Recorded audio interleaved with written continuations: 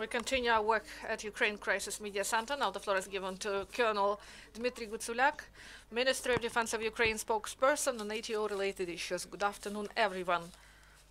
First, I would like to start this briefing with an important announcement from ATO headquarters. According to the intelligence data of ATO headquarters, within the next few days in the territory of separate regions of Donetsk and Lugansk oblasts, armored provocations by pro-Russian militants are possible. Russian occupation forces plan to carry out serious provocations and even terror acts against peaceful residents on both sides of line of confrontation.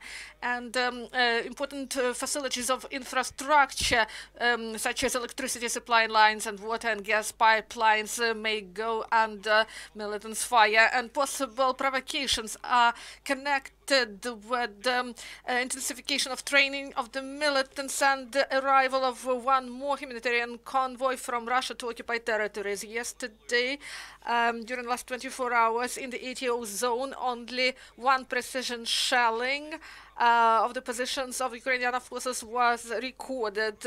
Starting 3 a.m.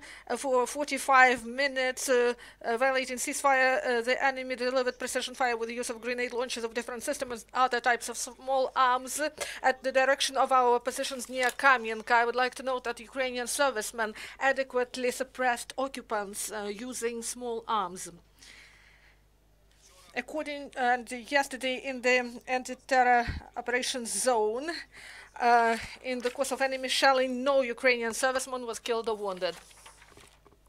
According to information provided by the main intelligence department of the Ministry of Defense of Ukraine, in temporary occupied territories of Donetsk and Lugansk oblasts, so-called commanders of Russian occupation forces took decision to carry out forced call-up for so-called military service of men under 45.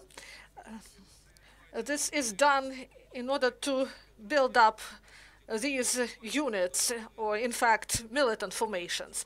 And in order to implement this decision, the workers of so-called military commissariats in the territory of occupied territories search these people, focusing on youth who haven't served previously.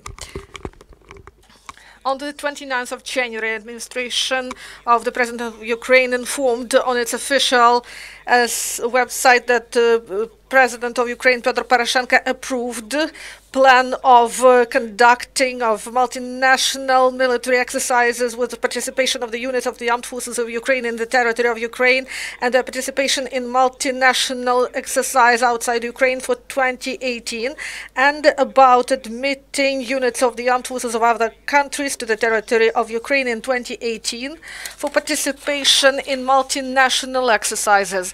This is stated in the respective decree of the head of state. Also, Petro Poroshenko signed the law on approving of the decision of the President of Ukraine on admitting units of the armed forces of other states to the territory of Ukraine in 2018 for participation in multinational exercises. According to the document, in Ukraine this year, they plan to hold a number of multinational exercises to train the units of the armed forces of Ukraine. These are Ukraine-US exercise Rapid Trident 2018, Ukraine and US exercise Sea Breeze 2018, multinational exercises Light Avalanche 2018, multinational exercise Clear Sky 2018, and Ukrainian and Romanian exercises Riverian 2018. And I would like to remind you that on the 29th of January in Lvivshina, they started planning of the biggest joint ground exercises of the units of the armed forces of Ukraine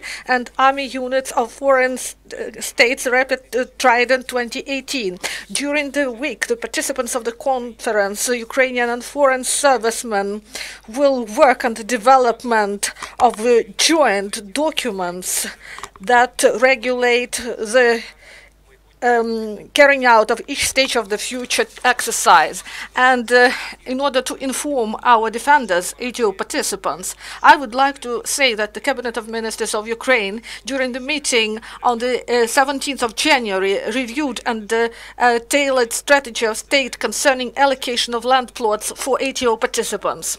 And they provided the broadest access for getting this benefit. On the 23rd of January, the changes were published in Uryadowy Courier newsletter, so they came into effect and introduced changes to the resolution of the Cabinet of Ministers, Resolution 413, restore the rights of ATO participants for priority in getting land plots, and general explanation of the procedure of allocation of agricultural land to ATO participants is placed in the news category on the official website of the Ministry of Defense and National Guard of Ukraine. Thank you.